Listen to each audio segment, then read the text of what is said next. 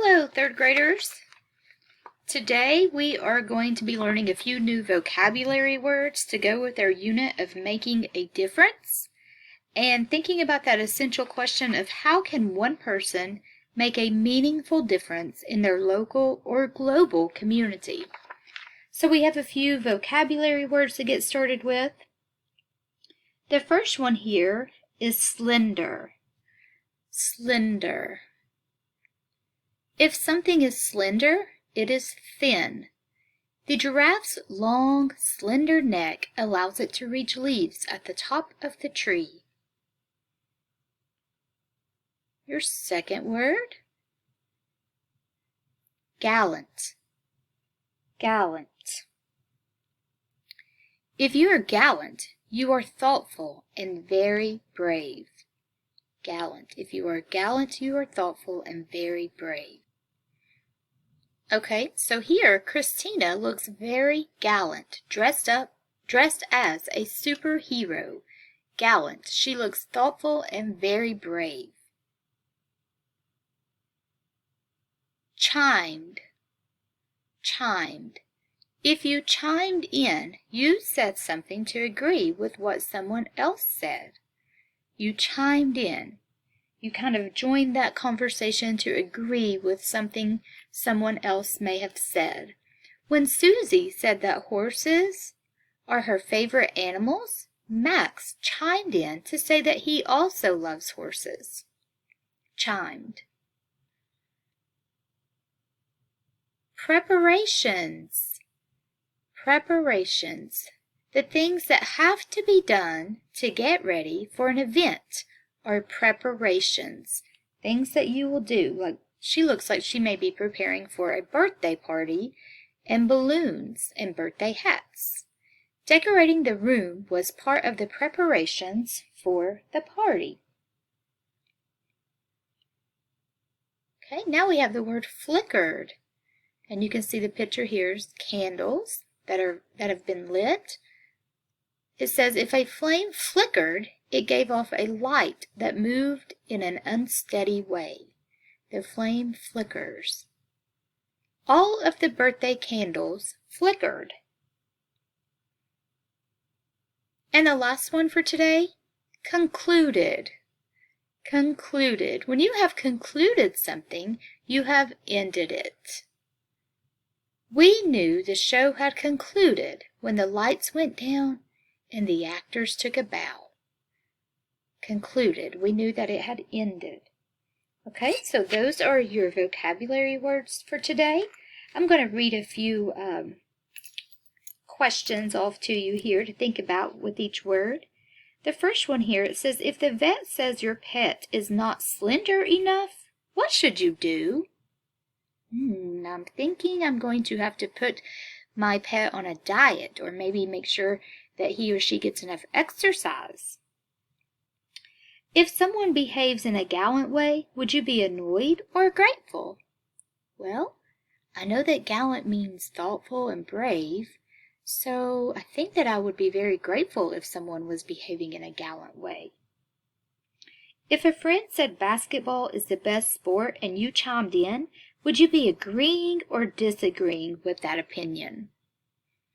If I chimed in and joined in on that conversation, then I would definitely be agreeing with my friend. What kind of preparations might you need to make for a trip? Oh, I do this all the time. If I'm ready to travel, I have to prepare and I have to make preparations. I may have to make reservations for my hotel. I may have to make sure the suitcases are out and ready. You're going to make preparations. Would it be harder to see if a light flickered or if it did not? I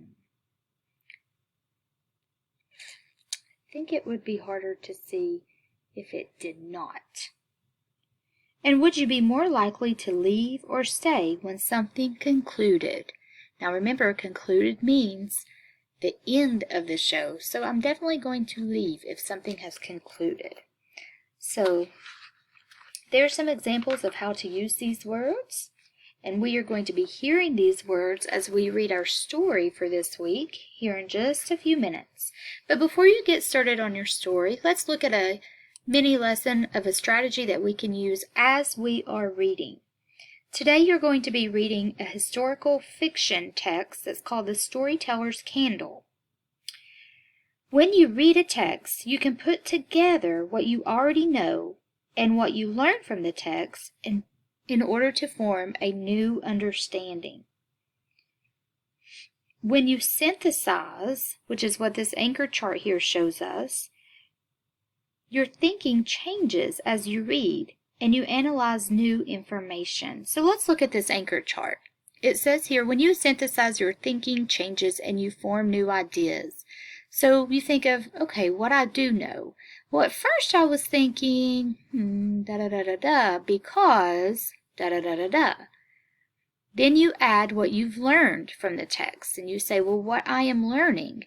Well, when I was reading, I was thinking, because, and then when you put those together, you have a new understanding. By the end, I was thinking, because, So we are going to practice synthesizing as we read this text today, The Storyteller's Candle. Now, before we begin reading this text, I will go through a little introduction for you.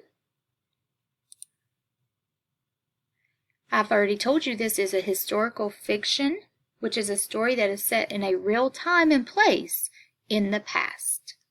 Historical fiction might include real people as characters and fictional or made-up characters.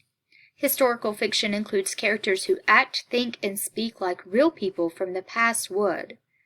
And authors of historical fiction tell the story through important events. And there's the same vocabulary words that we just went over. You're going to find those in your text today. Slender, gallant, chimed, preparations, flickered, and concluded. Here is your author and illustrator Lucia Gonzalez and Lula de Clare. Lucia Gonzalez was born in Cuba and came to live in the United States when she was 12. Her work as a librarian helped her become a skilled storyteller and puppeteer. She enjoys folk tales from many countries and finds that many are like the ones she grew up hearing and learning about. Lulu de Lacra grew up in Puerto Rico. Her grandmother often gave Lulu white paper to draw on while she listened to music. She says she doesn't think her grandmother ever threw away a single picture she drew. Okay, so that is your author, the one who wrote the story, and your illustrator who has created the pictures for us. Okay?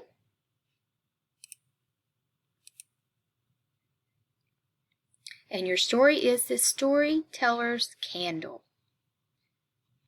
So I'm going to let you go so that you can enjoy reading this story on your own. I want you to think about those vocabulary words as you come across them and the definitions of each one and how they are being used. I want you to also think about synthesizing as you read today. Remember, when you synthesize, your thinking changes and you may begin to form new ideas. Take what you were thinking in the beginning and then what you learn as you read and synthesize. Now, once you finish reading your story, The Storyteller's Candle, at the end of the story, you will have your collaborative discussion questions as usual. They will be in your My Book on page 183. So go ahead and answer those 3 questions. And I hope you enjoy your story. Have a good day.